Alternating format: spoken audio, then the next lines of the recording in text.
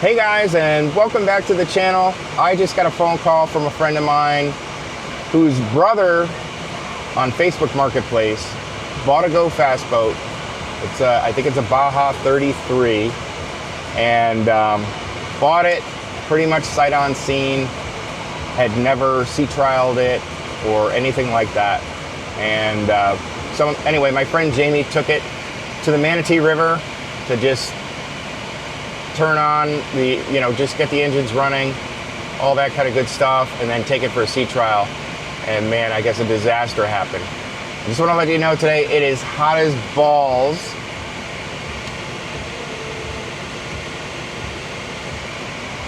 About as hot as it can get, 104 degrees in the truck here. But I'm gonna go over there and help them out and take a look and see if I can understand what's going on with the boat. I'll check back in shortly. All right, I'm just about here where the boat is located. I'm pulling in right now, so you'll get a chance to have a look at it. There's the boat right there.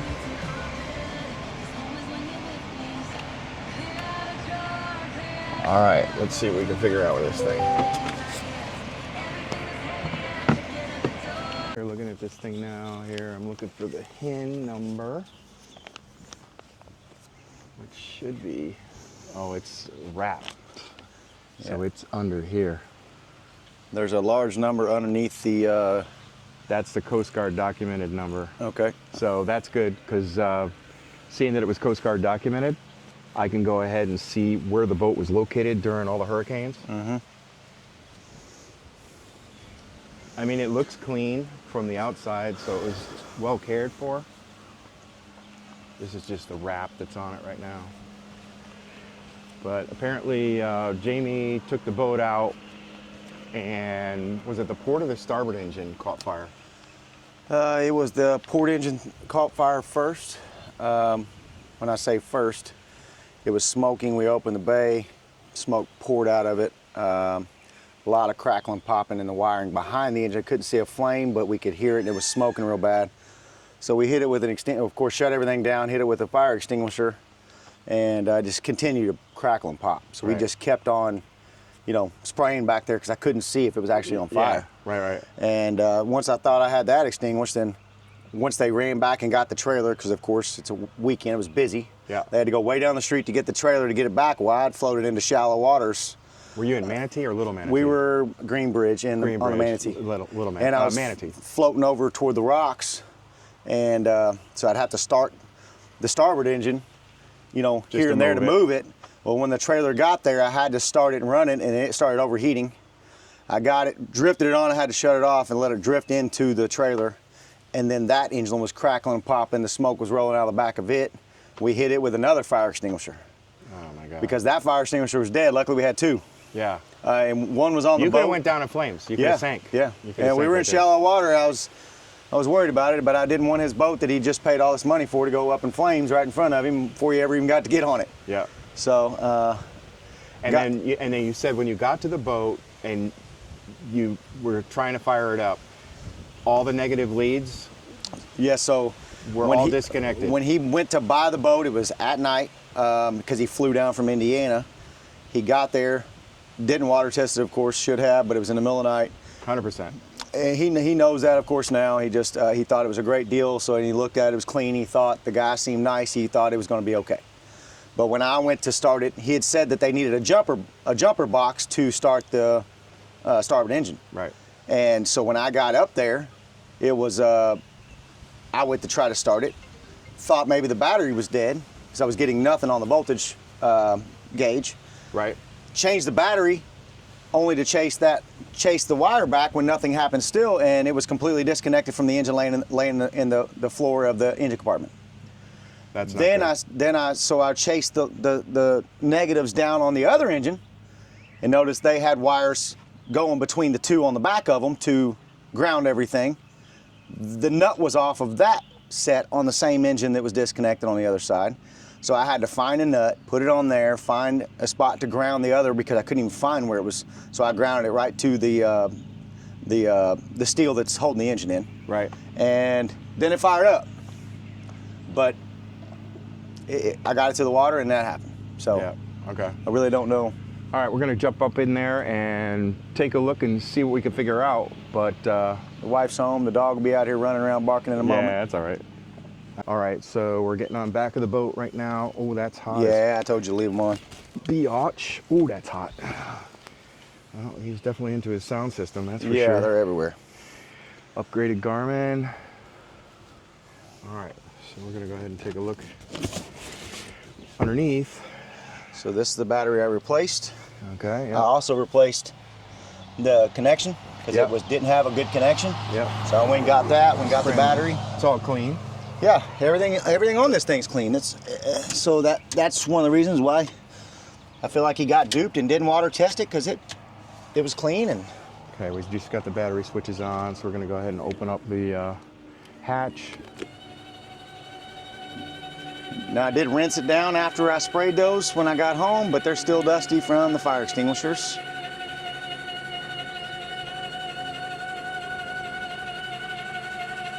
That's the number I referred to there. Yeah, that's the DO number. All right, so I need that. Gonna figure out where this boat was located during the storms. Yeah, 1143782. Okay. All right. So where did the? So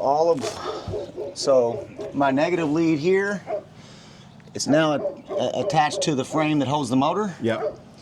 but it was just dangling behind the engine back here. That is bizarre. Then, That's a red flag right there. yeah, so then there's two that come from the back of this engine over to the back of this engine. I chased them down because they felt loose. I feel back there, they're just sitting on the post, no nut. They're just hanging on it. Okay, that's another red flag. Okay, so all the grounds were removed, On that engine, for some reason. just the starboard Yes. and the port. This one fired right up without any issues Yep. until we got to the water.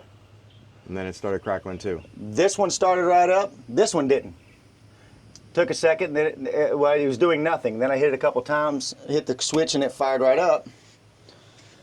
But as soon as I got it on the water, some alarms went off. But it almost seemed like the smoke was coming from in the cabin.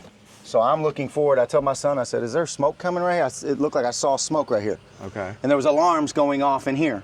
Yeah, because of the fire detector Yeah. or CO2 detector. So he opened this hatch and he's like, "I think maybe there's smoke coming out of here." It could have been, because if it's shorted there, it's going to be shorted Yeah. up there, and it could be sucking. Yeah. And we thought it looked like it was coming out of here. Well, at that point, I turn around and I see smoke rolling out all along here, this seam.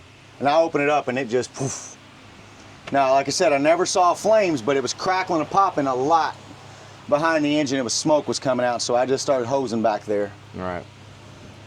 This one still started up, enough to get me there, but it was tacked out on tent before I even got halfway to the dock. So I was like, oh gosh, I'm gonna burn it down and I'm gonna destroy the engine, trying to get it back to the trailer. But there was so much boat traffic and everything, I had to get it to the trailer. So that's more of an impeller, I think, than anything. Yes. I mean, you got good coolant. If you look at your coolant levels, the coolant levels are good. All right, so we're gonna dig a little deeper here. Stand by. And bump this here right now, the port engine.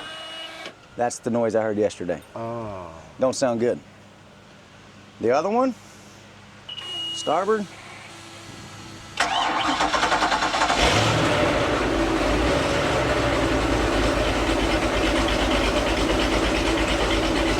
That sounds good. And that one sounded that way yesterday, but now after that loud thump makes me think that something internally failed. I mean, Yeah, it almost sounds like it's hydrolocked.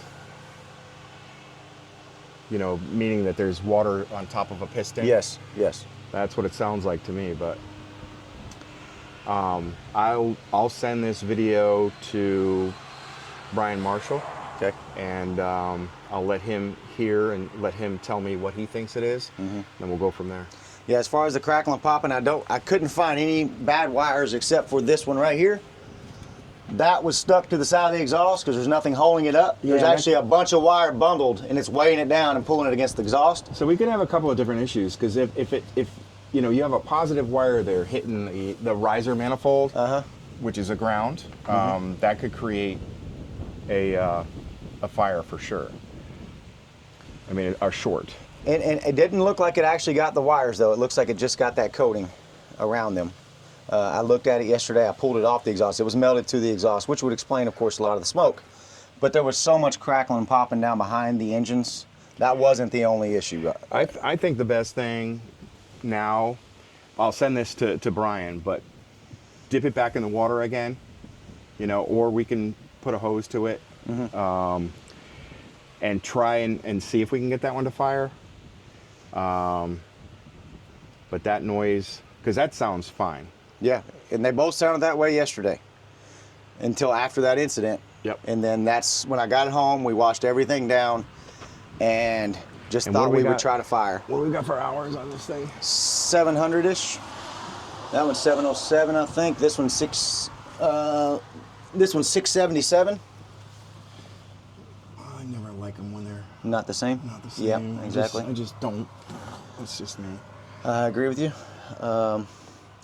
All right, so Yeah, but like I said, it was odd. That nut was going off of those, and I looked at all over the bottom of that engine bay. That nut, it didn't, not like it just rattled off and it was laying there. no. You They know, took it off purposely. And it was like they could take those wires off and set them back on the terminal. Yeah, I don't like that. You know, I didn't like it at all. So, And when the battery switches are off, did you test it to see if there's absolutely no juice at all? I did not. I Okay. did not have my. That's something we can do when you get back, because I Yep. know you're heading out on a trip tomorrow. But Yep. I'll get this to Brian and let him hear that cold sound, start yes. and see what he says, and then we'll go from there. Okay. All right? All right. Thanks. Cool. All right, so I was able to reach out to Brian Marshall, and he recommended that we pull the spark plugs, which is a smart move. Just make sure it's not hydrolocked and there's no water in the cylinders. If there is water in the cylinders, we need to figure out what the source is, whether it's salt water, if it's antifreeze, fresh water. We'll see what that turns out to be. In parallel to that, I'm going to be doing some work with the documentation. I took copies of all of it. The boat was originally documented, Coast Guard documented, and it looks like they did a Coast Guard documentation deletion because we do have a paper title, but I just need to verify that there were no liens on it. So what I'm going to do is I'm going to pull an abstract on that documented number and see if it comes back with anything. And we'll see where the boat was registered, you know, during the storms, you know, because there's a lot of boats that have been damaged down here, and some of them are, it's really difficult to tell because they can be cleaned up pretty good and then they go up for sale. So we'll try and figure out, you know, where its origin was and go from there. But check back in. I'll have another video with what we figure out. So there'll be a part 2 to this one. If you're not already subscribed, please subscribe. Like the video, comment. Very interested in your comments. So that's it for now. Check back in for part 2.